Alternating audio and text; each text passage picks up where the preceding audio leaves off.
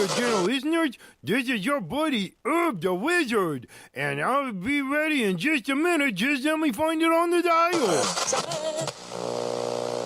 Throw a script in my hands and say, page 36, you're a 90-year-old cowboy.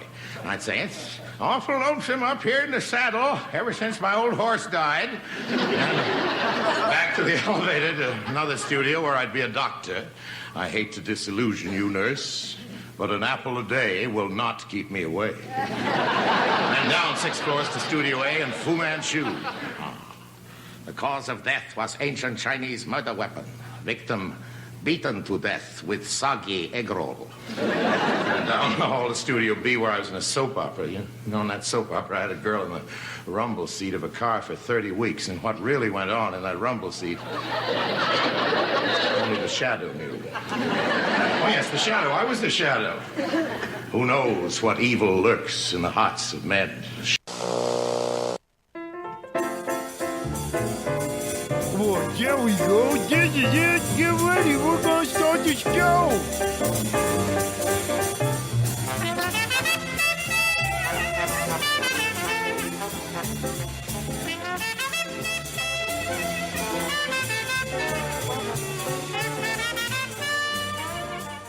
Well, there, everybody, and this is your pal, Herb the Wizard, and I'm here to tell you that welcome to this, our 65th episode of the Grubby Cup Show. And now it's time to listen to a little bit of the wonderful and delightful Kelly Erickson, currently playing with Teaser. Got some seeds to grow, he'll keep you in the know. Variety to claim, so baby, what's his name? He's a man to know. He'll make your garden grow. Grubby Cup's his name. He's the man who make a change.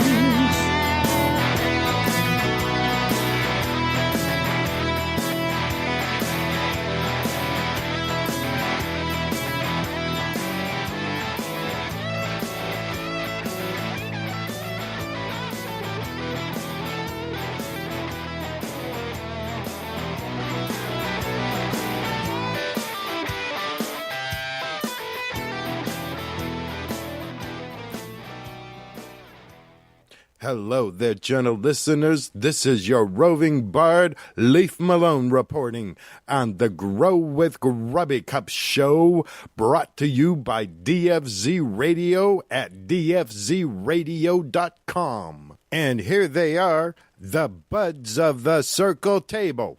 Oh, see, it is I, Sancho Banza. Good evening.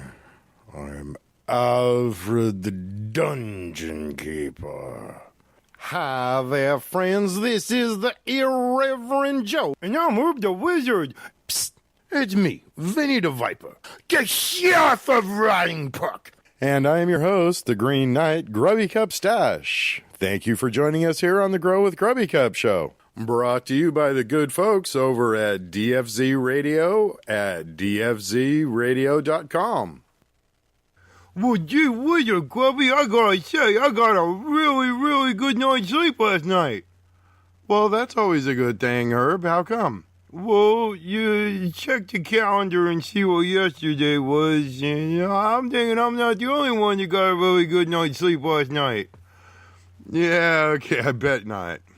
If I hazard to guess, I would guess that several people slept well last night.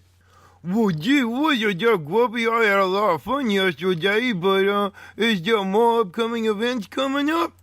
Well, yeah, if you go over to grubbycup.com, I have a listing.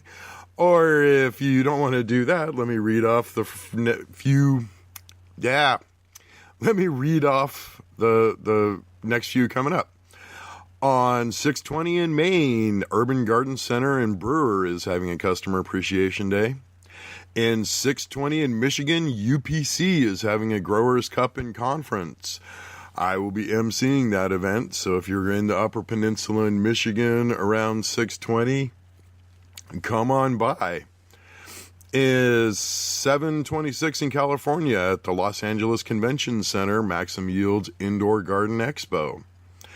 On 9/12 in Maine, the Urban Garden Center in Topsham is having a Customer Appreciation Day. And on 10/25 in Massachusetts at the Heinz Convention Center, the Maxim Yield Indoor Garden Expo. If you have a hydroponic store or hydroponic store related event coming up this summer, let me know so I can announce it on the Grow with Grubby Cup show and post it on the website. You can get a hold of me on Facebook or at grubbycup.com. Hello there, Mr. and Mrs. Jenna Reader and all the ships at sea. Now it's time for... The Grubby Cup is a portion of our program where we take questions from you, the general listeners, and read them here on air. Please keep in mind that that plant that shall not be named shall continue not to be named, so please don't include it in your letters. Boy, Grubby, Grubby, Grubby, Grubby, Grubby, Grubby, Grubby, Grubby, I have a letter for you. All right, Herb, what's it say? The letter is says, Dear Grubby Cup, what do you think about the whole GH and Scotch buyout thingy? Well, I'm paraphrasing because I can't really read the way it's written, but anyway, that's basically what they're talking about. Well, it's for those of you that haven't heard, a Scott subdivision called the Hawthorne Group has purchased General Hydroponics. And there's been a lot of discussion about it, and a lot of polarizing type things are going on within the community about it. Some folks are really pro, some folks are really against, some folks don't really care. In my take on it, in my opinion of it, is that's just part of the maturing of the industry. As it becomes safer for large corporate entities to start making inroads with legalization and all that, it's expected to happen. It's a possible source of income, and corporations, if they smell blood in the water and it's safe enough for them to do so, they'll come take a bite. The founder of GH has been in the industry for a very long time, and that's part of the dream, isn't it? You start a company, or you do something and you make a lot of money, and then you don't have to work anymore. And it's only makes sense that if you're going to do that, you're going to sell to somebody that's got lots of money. So I don't blame, the ex-owners of GH, at all for their decision to sell to Scott's.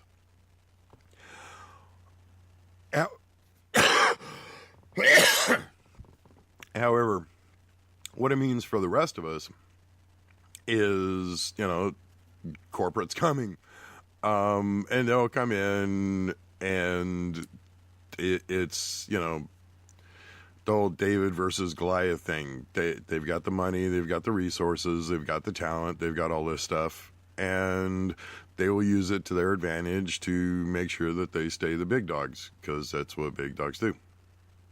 So we will just have to wait and see.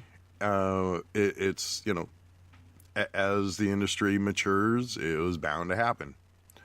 And it's, Scott's isn't the first, megacorp to, start to make a foray. They won't be the last ones. And it's things change. The scene is not what it once was, and it's not what it's going to be.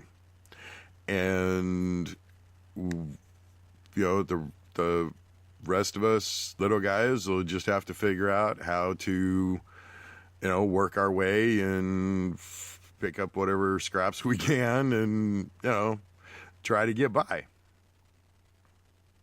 It is, That was kind of a ramble, but is there another letter? Well, gee whiz, Grubby, that just, I don't know what to say about that. I'm just glad we're safe here in Castle La Mancha, where it's mostly make-believe. Well, hey, Grubby, I have another letter for you. This letter reads, Dear Grubby Cup, I really like your ugly Christmas tree ornaments. How are they made? Well, first of all, I am not an authority on ugly Christmas tree making or lamp working or any of that. I am a casual hobbyist level, still on the steep part of the learning curve type thing. Well, yeah, Grubby, we know that because we've seen your stuff and you keep saying it. But how are they made? Well, they're used by melting glass with a torch, and it's a propane and oxygen torch. So it works similar as, propane or oxyacetylene or, one of the other welding and melting type heating methods, based on combustion. And so the ugly Christmas tree ornaments, they start out as a long tube. Well, yeah, I've seen them. They're like a really big glass straw that's really thick, although, they'll be kind of hard to use because they're 4 or 5 feet long, and that's a very long way from your milk if you put one end in your mouth and the other end, and then they're really big, so you'd have to suck really, really hard, depending on the right place, that might get you some dates, but, please continue. Well, and what I do is I take a small section of that tubing and melt the end off so that it's open on one end and it's closed at the other. And the closed end will be the end of my little ugly Christmas tree ornament. So you got one end open and the other end closed. Yeah, okay, so far so good. Hurry up, Grubby. I'm getting bored with this. Hurry up. Anyway, hey, Herb, go some magical potion or something. Close off the end and then heat up and decorate and melt the closed end and then blow it out a little, which is pretty much just what it sounds. You get the end of the glass tube molten, and then you blow into the other side of it, and because it is a liquid or a semi-liquid, your breath will push out on it and blow it up. So you'll get a ball shape on the end of it. It's, kind of like blowing up a balloon. The more you blow into it, the larger the...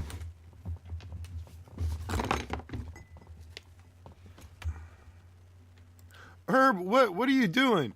Well, yeah, Grubby, I'm having your trouble over here. I dropped some stuff and it's everywhere, and I'll clean it up, and I'll burn all the evidence. It'll be all right. Please continue. Anyway, as you blow up the ball on the end, the more you blow, the bigger it gets, but the thinner it gets. So you want to be careful not to get it too big and too thin. And that will be the end of the ugly Christmas tree ornament. And I'll let that cool a little bit. And then I'll heat up one little spot on the ball, and then heat up just one little spot until it's molten, and then I'll blow through the tube again to pop a hole there, because it's part of what makes it an ugly Christmas tree ornament. Well, Grubby, I think your Christmas tree ornaments would be prettier if they didn't have the holes and the smushy parts, but that's your call, man. I'm just doing my thing over here.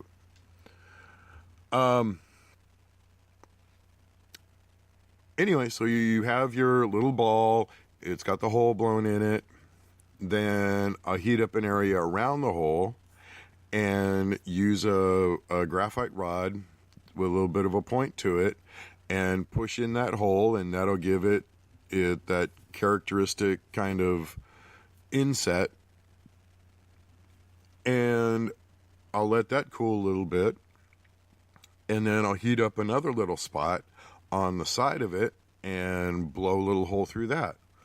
Well, gee whiz, Grubby, this might be why a lot of people say, with the whole glass blowing thing, because even though it's technically called lamp working for what you do do use your breath and you do manipulate the glass by blowing on it and stuff, so whatever.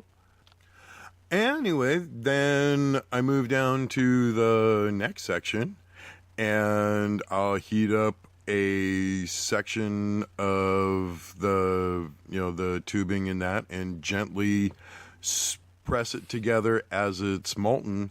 And what that'll do is that'll make a buckle, and it'll form what's called a Maria, which is basically just a little ring that's, a little ring of glass around the edge of the tube, or around the tube.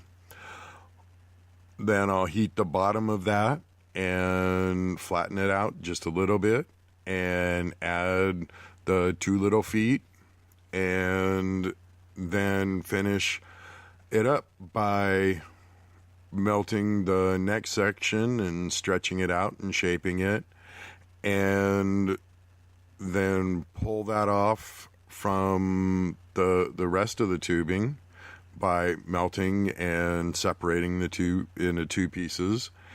And then again, I'll heat a little tip on the end of it, and then by using a cold piece of glass, I'll keep pulling out the molten glass from that one little spot until it's thin enough that it makes a hole, and that way the final hole is made and it's soft and it's smooth and it can be melted in and that sort of thing. There's a whole lot that goes into it as far as the decorating, but that's a quick little overview, and I think that's about all the time we have for. And now for a few words from our sponsors.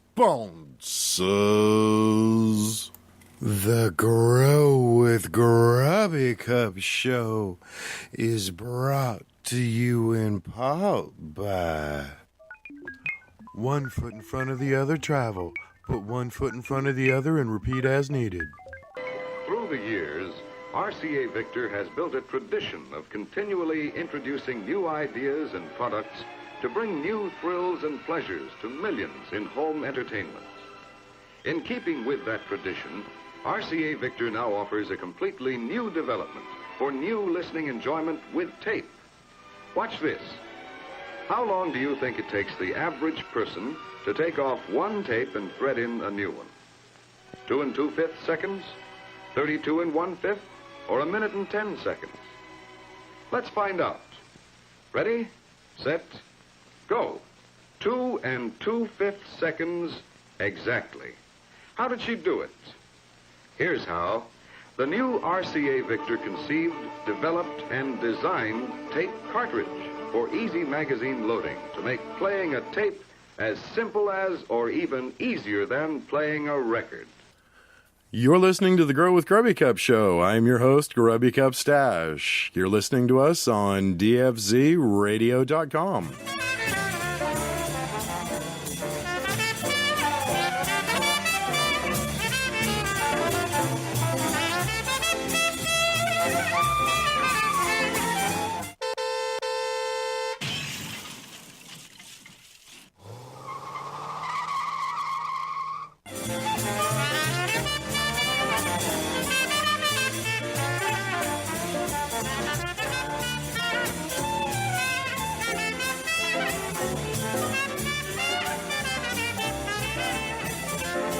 Welcome back. You're listening to the Grow with Grubby Cup show. I'm your host, Grubby Cup Stash. You're listening to us on the DFZ Radio Network at dfzradio.com. Hello, gentle listeners and all the ships at sea.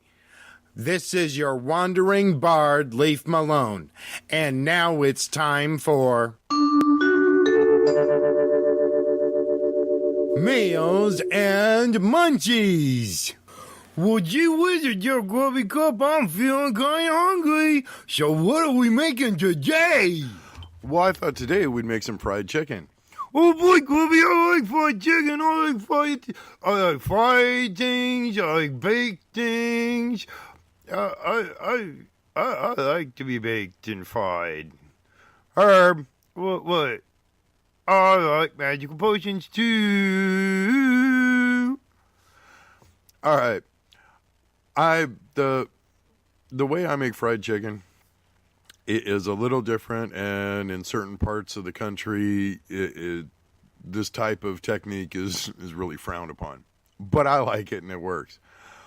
What I do is first, I take the chicken and I cut it up into, appropriate sized pieces, separate the drumsticks from the thighs, that sort of thing. And whenever you're dealing with chicken, you really want to be careful what you touch. And by that, I mean that you want to consider the chicken to be, a contaminant. So make sure that you use, a clean cutting board, and then you don't use a cutting board for anything else until after you've cleaned it. And the same thing with knives. After you've handled chicken, don't suck your thumb. Make sure that you wash your hands. Don't, touch the chicken and then touch a bunch of stuff in the kitchen, that sort of thing. The reality of it is that the chances are that the chicken's fine and that. However, there's salmonella possibility and there's a few other possibilities. So you want to make sure that the chicken gets subjected to, up to temperature, and that you don't inadvertently spread, the raw chicken juice over, say, the refrigerator handle or the faucet on the, to turn the spigot, or the faucet to turn on the spigot in the sink, that sort of thing. So just be careful. Also, when you're using a knife to carve it up, you want to make sure that you never put your flesh between the knife blade and anything else. You always want to keep the sharp part of the blade pointed away from you and cut between the blade and the cutting board, not between, don't cut to your thumb or that. The only way a knife can cut you is if part of the blade, if the part of the knife that's sharp comes in contact with part of you which isn't. Well, Grubby, that makes sense, and make sure that you're appropriately safe, but not too safe, because you're gonna deal with hot oils and stuff. What I do before I start the actual cooking is I'll marinate it, and I like to use either a rice wine or a sake in the marinade. And take either a bowl, or you can take a sealable Ziploc bag and put the chicken in it and pour in some, like I said, some of the rice wine, or you can use white wine. I like sake, that sort of thing. And then add, depending on what you enjoy, you can add garlic, you can add different seasonings to the marinade, and a little bit of salt, usually a splash of soy sauce. And if you still need a little bit more liquid to cover the chicken, add a little bit of water, seal it up, and let that soak for a good hour at least.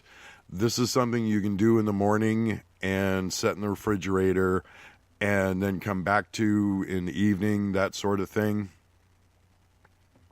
But you want to give it enough time to soak in and to actually marinate. If you don't have time to let it set, then, it won't marinate. Well, gee whiz, Grubby, I don't understand that, because sometimes when I have magical potion, then it takes still a while for me to tell exactly what the effect's going to be, so I do a little bit, reasonable amount, and then I'll wait for a little bit and have a chance to do a little marinating myself. Then what I do is I like to get the cooking process started before I start frying it. And some people are really against that idea. I like how it comes out, and it makes it easier to have it properly cooked, in my opinion, that way. So what I do is I'll take the marinade and the chicken and I'll put it in a pot, and then I'll add enough water to cover the chicken, or at least almost cover the chicken. And then I'll put that on the stove and bring it up to not quite a boil. And then I'll turn it down to a simmer and let that cook for a half hour, 45 minutes, depending on the size of the chicken pieces and that.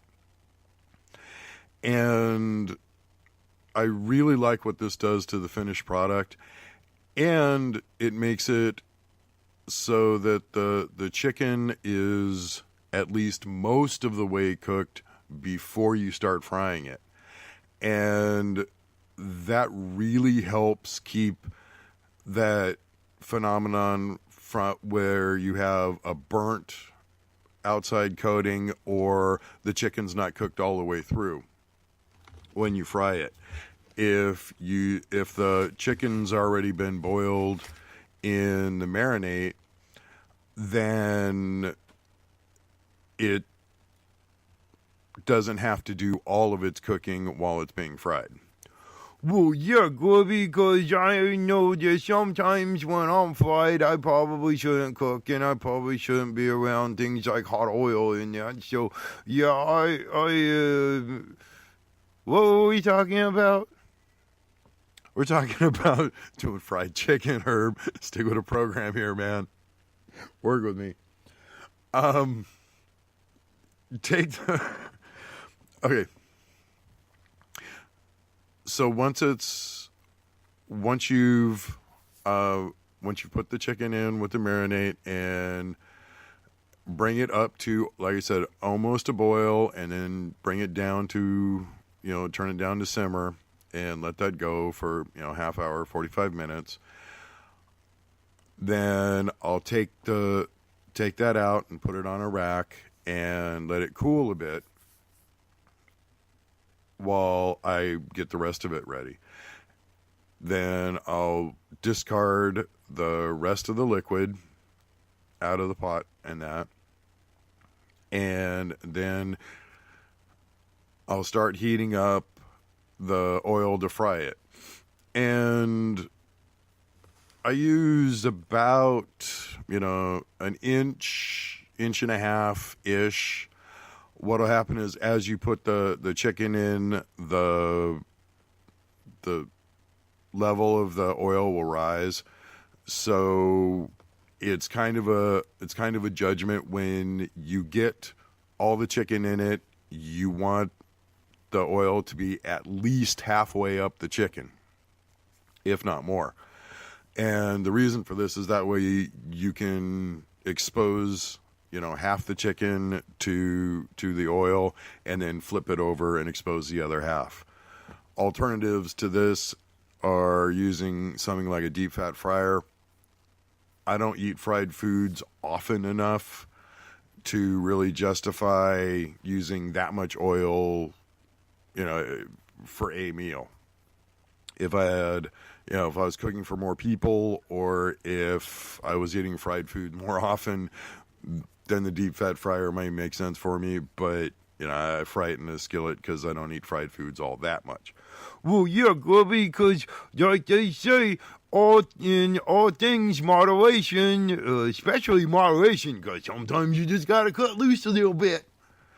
Yeah, so I'm a fan of, eating fried foods and that occasionally, just not too often. Anyway,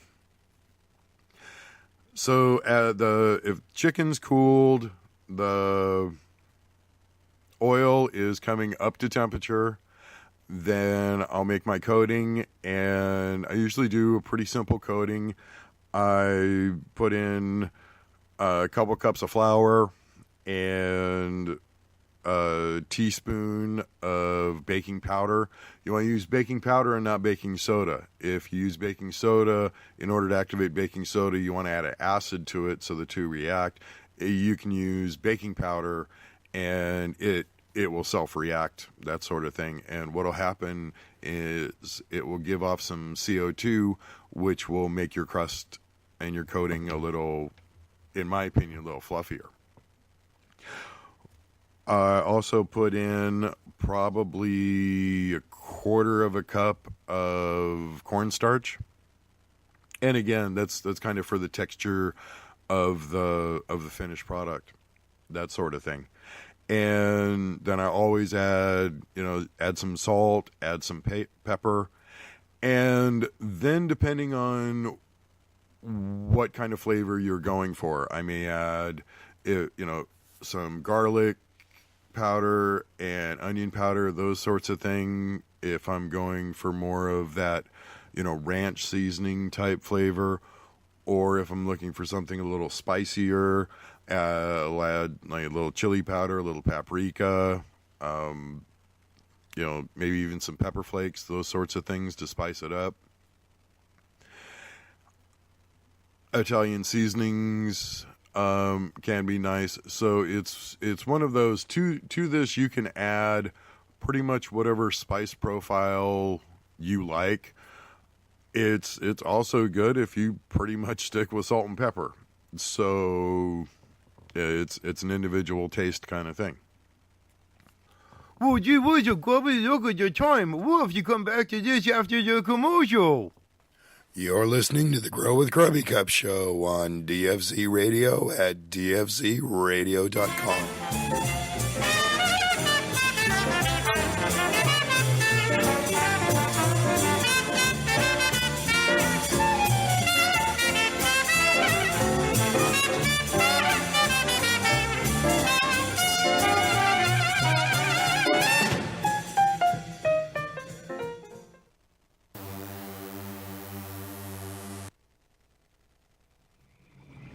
We're listening to DFZRadio.com.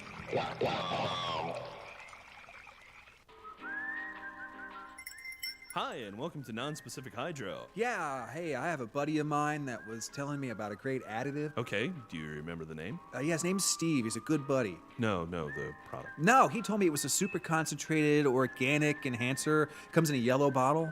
Well, it sounds like he's talking about Floralicious Plus from General Hydroponics. I don't think that was the name, but he also told me it was a vegan bioplant stimulator that contained vitamins, plant sugars, amino acids, seaweed extract. Yeah, that would be General Hydroponics Floralicious Plus. I don't think that's it, man. He told me it was something like Dora Vicious Flush or something, and he said it was like an organic supplement that could also be used in vegging or flowering, and that was compatible with hydro soil and cocoa. Yes, that would be General Hydroponics Floralicious Plus. Oh, hey, man. I just remembered what it's called. It's Floralicious Plus. Oh, good. I was drawing a blank. Floralicious Plus from General Hydroponics. Ask for it by name.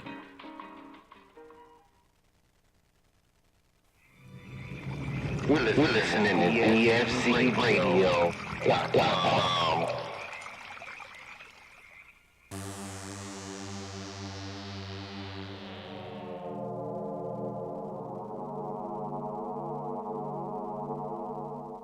Your garden's looking far out. You must listen to dfzradio.com.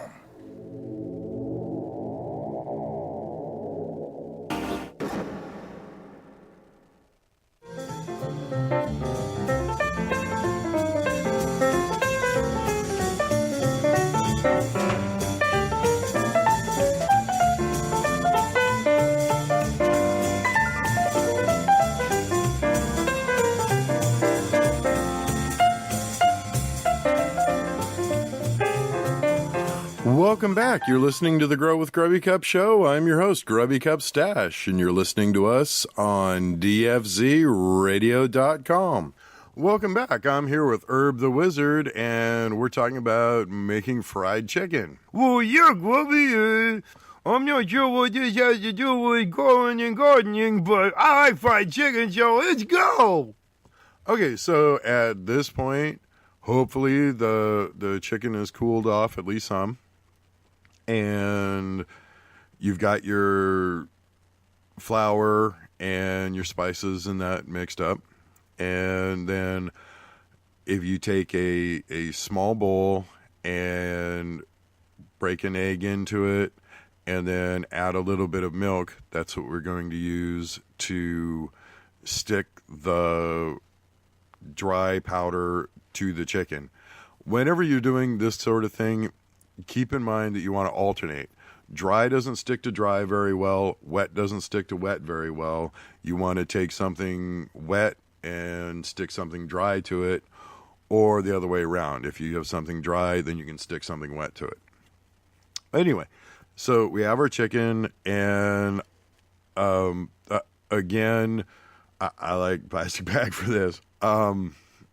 I tend to use like the cloth bags at the grocery store, so I can, when I make fried chicken, I can go through a couple of plastic bags and don't feel too bad about it.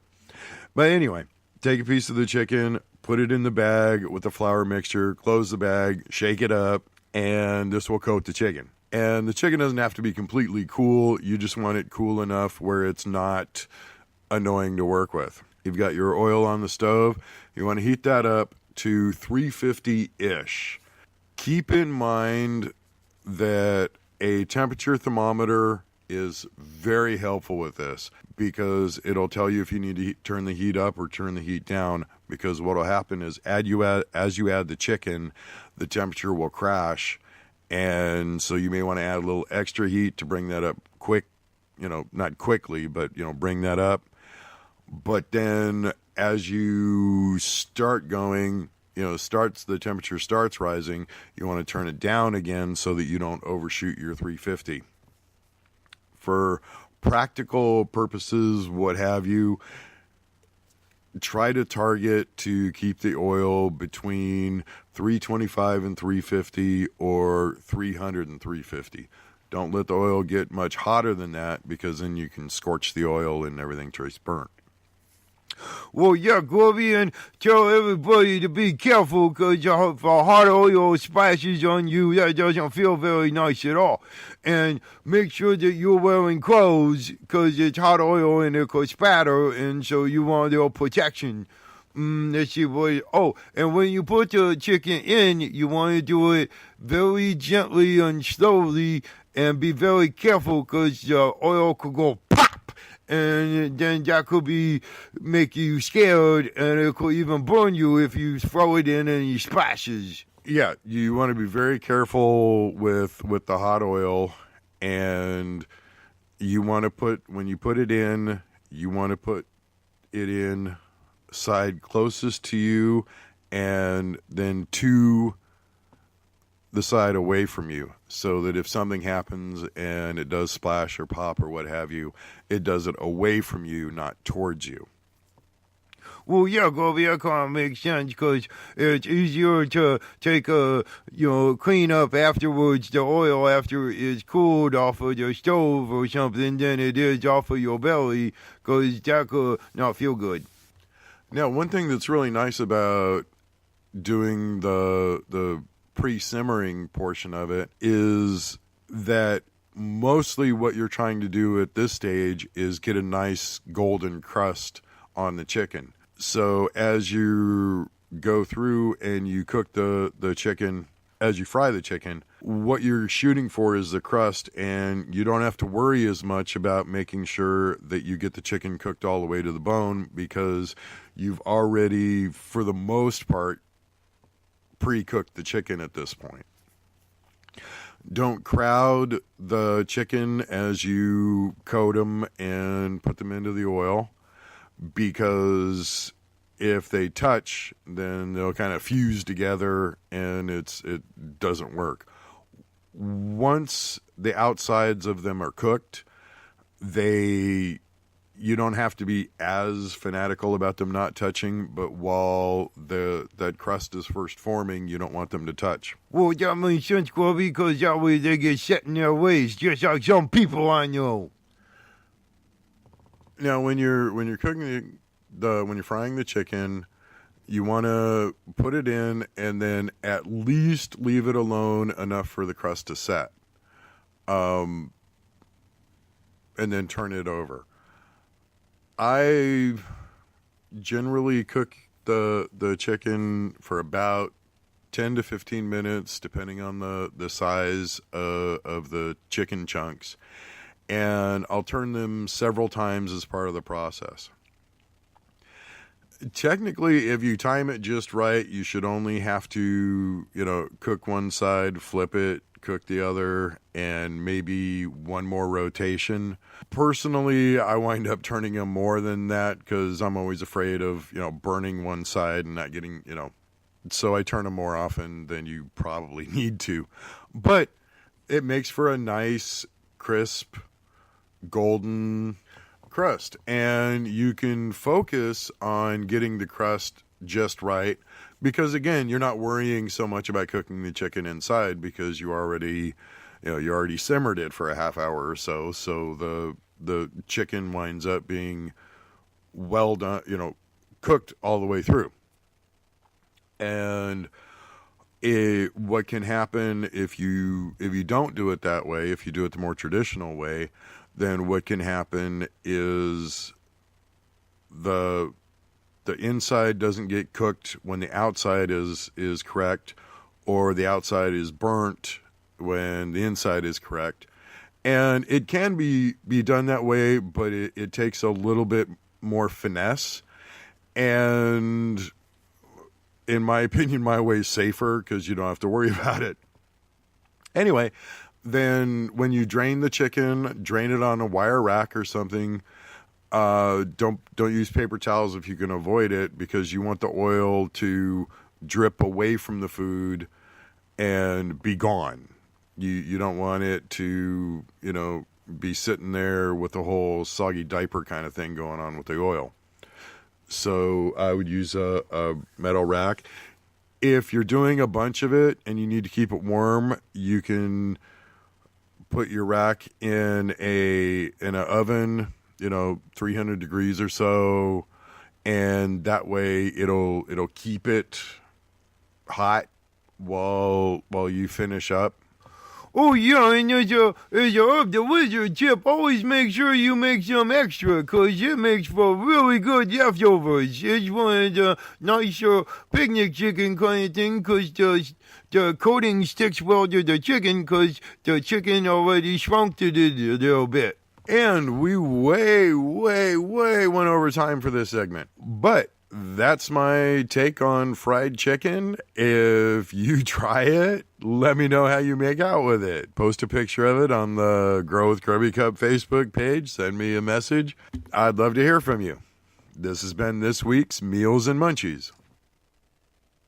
Also brought to you by Grow With Us Hydroponics.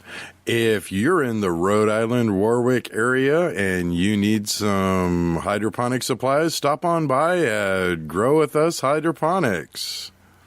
Tell them Grubby sent you.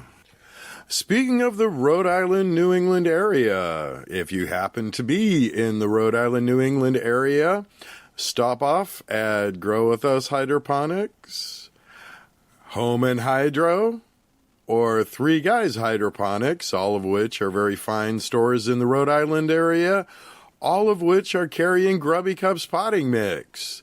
If you are in New York, make sure to stop off at Harvest Moon Hydroponics in Buffalo and in Rochester. You're listening to the Grow with Grubby Cup show. I'm your host, Grubby Cup Stash. You're listening to us on dfzradio.com.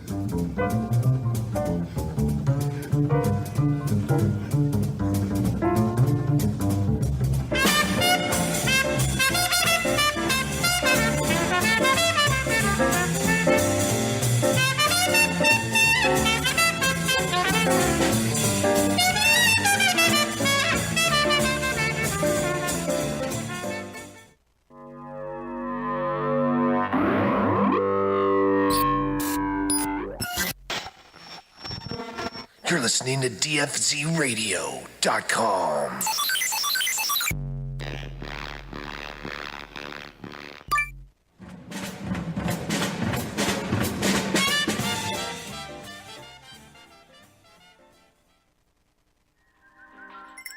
Hi, and welcome to Non-Specific Hydro. Yeah, hey, I have a buddy of mine that was telling me about a great additive. Okay, do you remember the name? Yeah, his name's Steve. He's a good buddy. No, the product. No, he told me it was a super concentrated organic enhancer. Comes in a yellow bottle. Well, it sounds like he's talking about Floralicious Plus from General Hydroponics. I don't think that was the name, but he also told me it was a vegan bioplant stimulator that contained vitamins, plant sugars, amino acids, seaweed extract. Yeah, that would be General Hydroponics Floralicious Plus. I don't think that's it, man. He told me it was something like Dora Vicious Flush or something, and he said it was like an organic supplement that could also be used in vegging or flowering, and that was compatible with hydro soil and cocoa. Yes, that would be General Hydroponics Floralicious Plus. Oh, hey, man, I just remembered what it's called. It's Floralicious Plus. Oh, good. I was drawing a blank. Floralicious Plus from General Hydroponics. Ask for it by name.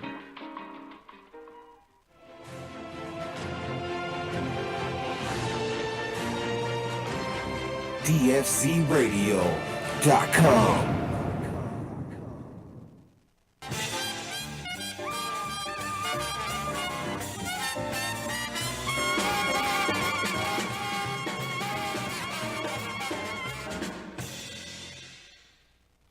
Welcome back. You're listening to the Grow with Grubby Cup show. I'm your host, Grubby Cup Stash. You're listening to us on DFZ Radio at DFZRadio.com or possibly YouTube. Oh, hey, Grubby, I got all these leftover eggshells left over from making a bunch of eggs earlier, and I was wondering if there was any nifty plant thing we could do with them. Well, certainly. I've used them before, and if you would like, you can take your halves of your empty eggshells and give them a quick rinse and use them to start seedlings in. What I would recommend you do is go ahead and poke a small hole in the bottom and then fill it with your growing media and put your seed in it, and you can start them. Now, one thing to keep in mind is that eggshells are predominantly made out of calcium. And while this is nifty and it's eco-friendly and all that, it also means that they're susceptible to water erosion. So don't try to grow a plant in it, because what will happen is the eggshell will fall apart. But to hold together long enough for you to sprout seedlings, and it's a cool, kid, hippie, what the heck kind of project. When you're ready to plant them, you can make a little hollow and just plant it, eggshell and all. And just due to, environmental conditions, what have you, the eggshells will wind up breaking and the roots will go through. This has been a random tip because Herb brought it up. Well, yeah, Grubby, and now something I could do with the eggshells after I make a bunch of French toast, because I really like French toast, and we haven't had French toast for a long time. Why don't we make some French toast? We got Meals and Munchies coming up every week, and we haven't made French toast in a very, very long time. I don't think we ever made it on the show, so maybe next week we'll do French toast. So maybe we ought to switch you to decaf, Herb. Whoa, gee wizard! Psst, psst. Hey, you. Yeah, you were listening to the radio thing there. It's me, Vinny the Viper. And I just wanted to let you know that the individual that won the last Herb Secret contest, see, they got their package safe and sound, so I just want to give a little shout out and hope you enjoy your ugly Christmas presents. Keep a sharp ear out though, 'cause you never know when one of them there Herb secret contests is gonna go on again, and just keep your eyes peeled, and don't forget, take a breath every now and then and relax. this has been your pal, Vinny the Viper. And just as a general FYI, I'm putting together my summer schedule. So if you're having an event or you're a hydro shop that would like a signing, appearance, that sort of thing, get a hold of me and get on the schedule. I'd love to MC your event, teach gardening classes, consult, what have you, whatever mischief we can get up to in your area. Or, as an alternative, consider buying a advertising spot on the Grow with Grubby Cup show. Contact the good folks over at dfzradio.com and ask about the advertising options available. That's about all the time we have for this week. Thank you once again for tuning in. This has been your host, this has been the Grow with Grubby Cup show. I've been your host, Grubby Cup Stash. You'd think at this point I'd be able to get that right. Until next week, thanks for tuning in. Peace, love, and puka shells. You got some seeds to grow, he'll keep you in the know. Variety to claim, so baby, what's his name? He's a man to know. He'll make your garden grow. Grubby Cup's his name. He's the man who make a change.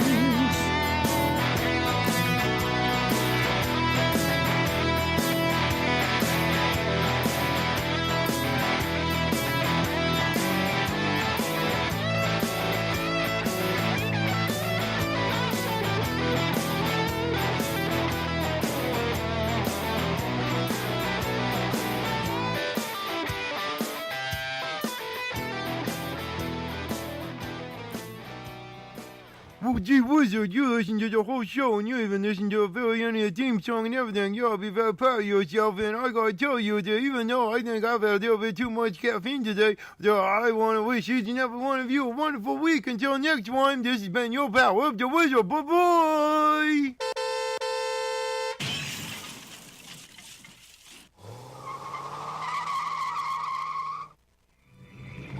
We're listening to DFC Radio.